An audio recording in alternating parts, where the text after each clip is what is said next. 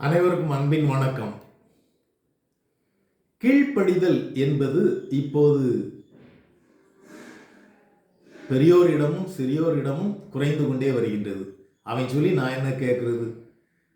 தகப்பன் வார்த்தைகளுக்கு பிள்ளைகள் கீழ்ப்படிவதில்லை, பெரியோர்கள் சொல்வதற்கு சிறுவர்கள் கீழ்ப்படிவதில்லை. இப்படி நம்ம சமுதாயத்தில் பார்க்குறோம். என்ன சொன்னாலும் உடனே எதிர் பேசுறது, நீ என்ன சொல்றது, நீ என்ன பெரிய ஆளா இப்படின்னு பேசுறது பார்க்குறோம். யாரும் அதிகமாக இப்போ அட்வைஸ் பண்ணுறது சொல்றதெல்லாம் விட்டுட்டாங்க. சரி என்ன அப்படின்ட்டு எங்கள் பள்ளிக்கு பெற்றோர்கள் வரும்போது கூட சொல்லுவாங்க, வீட்டில் கீழ்ப்படியே மாட்டேங்க அப்படின்வாங்க. பேரண்டிங், பெற்றோர்கள் எவ்வாறு இருக்க வேண்டும் என்பதற்கு நிறைய சொல்லலாம். பேரண்டிங், குட் பேரண்டிங், நல்ல பெற்றோர்களாக இப்படி. ஒரு முறை என்னுடைய குழந்தைகள், மூத்தவன் ஆண் குழந்தை, இளையவன் பெண் குழந்தை, ரெண்டு வரும் ஆசிரியத்திலிருந்து பஸ்ஸில் தான் எங்கள் பள்ளிக்கூடத்துக்கு வருவாங்க, ஆறுநேரில் அமைந்துள்ள பள்ளிக்கூடத்துக்கு. அப்போ ஒரு நாள் தேர்வு சமயம் மதிய நேரத்தில் பேருந்தை பிடித்து வந்தார்கள். இந்த ஆறுநேரி பகுதியில் குறிப்பிட்ட பேருந்து நிறுத்தத்தில் இறங்க வேண்டும். என் மகன் 9ஆம் வகுப்பும் மகள் 6ஆம் வகுப்பும் படித்துக் கொண்டிருந்தனர். அந்த குறிப்பிட்ட பேருந்து நிறுத்தத்தில் மதிய நேரம் என்பதால் என் பையன் இறங்கிட்டான், மகள் இறங்கலை. பார்த்தா அதுக்குள்ளே பஸ் மூவ் ஆகிடுச்சு. இவன் போகிறதுக்குள்ளே பஸ் மூவ் ஆகிடுச்சு.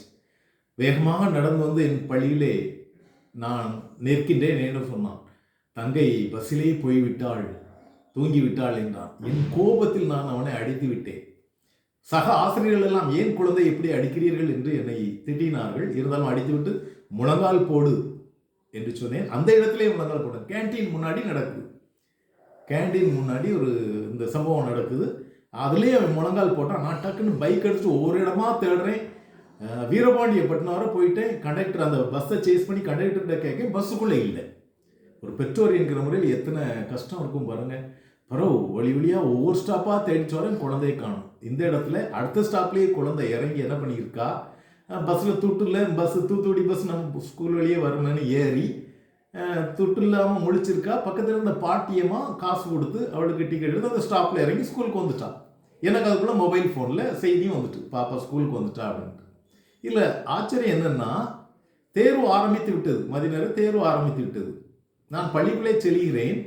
என் மகன் எந்த இடத்தில் முழங்கால் படியிட சொன்னனோ அந்த இடத்துல முழங்காலில் கைகட்டி நின்று கொண்டிருக்கின்றான். ஆசிரியர்கள் அத்தனை பேரும் முதல்வர் உட்பட வந்து தேர்வு அறைக்கு போ என்று அவனை சொல்லி இருக்கிறார்கள். எக்ஸாம் எழுதப்போ அப்போ no, till I get the order from my father I won't go into the exam hall. என்னுடைய தகப்பான் வந்து எனக்கு ஆர்டர் கொடுக்குறவரை நான் எக்ஸாம் ஹாலுக்குள்ளே போக மாட்டேன், நான் இந்த நிலையில தான் இருப்பேன் என்று சொல்லியிருந்தான். எனக்கு இந்த சம்பவம் நெஞ்சை மிகவும் உருக்கியது. பாருங்கள், கீழ்ப்படிதல் என்று பெற்றோருக்கு கீழ்ப்படியுங்கள். பிள்ளைகளை உங்கள் பெற்றோர் கீழ்ப்படி, இது ஒரு வேத வாக்கு. எனவே பெற்றோர் சொல்லுக்கு கீழ்ப்படிவோம். எந்த ஒரு வார்த்தையும் அவர்களுக்கு எதிர் பேசாமல், எந்த ஒரு பெற்றோரும் பிள்ளைகள் நல்லா இருக்கணும்னு தான் நினைப்பாங்க. அதனால் எதிர் பேசாமல் பெற்றோர் வாழ்க்கைக்கு கீழ்ப்படிந்தால் உங்களது வாழ்க்கை ஒளிமயமாக அமையும் என்பதில் சந்தேகம் இல்லை. நன்றி, வணக்கம்.